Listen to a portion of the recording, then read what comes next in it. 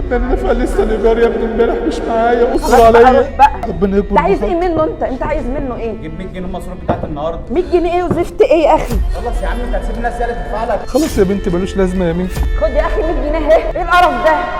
انزل اقطع اجيبها على الارض يعني. ايوه تجيبها. انت تيجي تجيبها لي. كمان هو يجيبها لك؟ ايوه، انا مش هاخد منك فلوس، انا هاخدها منه هو. لا مش هتاخدها منه، اتفضل خدها. انت خير ان رباك، حسبي الله ونعم الوكيل. اتفضل يلا خدها وامشي، سيبه في حاله بقى، حرام عليك، كفايه انه بيصرف عليك. هات لي 100 جنيه يلا، ما عايزكش امشي. لا مش هيجيبها، يلا خدها وامشي. ماشي. معلش يا انا حاج. ليا حساب تاني معاك في البيت. هتعمل له ايه يعني؟ انا تعبت في تربيتهم يا بنتي. ربنا يعوضك خير. اكلتهم بالحلال، ما رضيتش اشتغل اي شغلانه تانية. هو الشغل مش عيب ولا حرام. طب انت مش محتاج اي حاجه يا حاج؟ لا يا بنتي الله يكرمك، انا بس ال 100 جنيه دي تصبروا عليا بس. خلاص يا حاج خلاص. على اخر الشهر وانا هديها لك. خلاص ربنا يعوضك خير. كتر خيرك. ما تزعلش يا حاج. ربنا يبارك لك في عيالك وما تشوفيش اللي انا شفته. يا رب احنا وانتم. ما تزعلش ما تزعلش.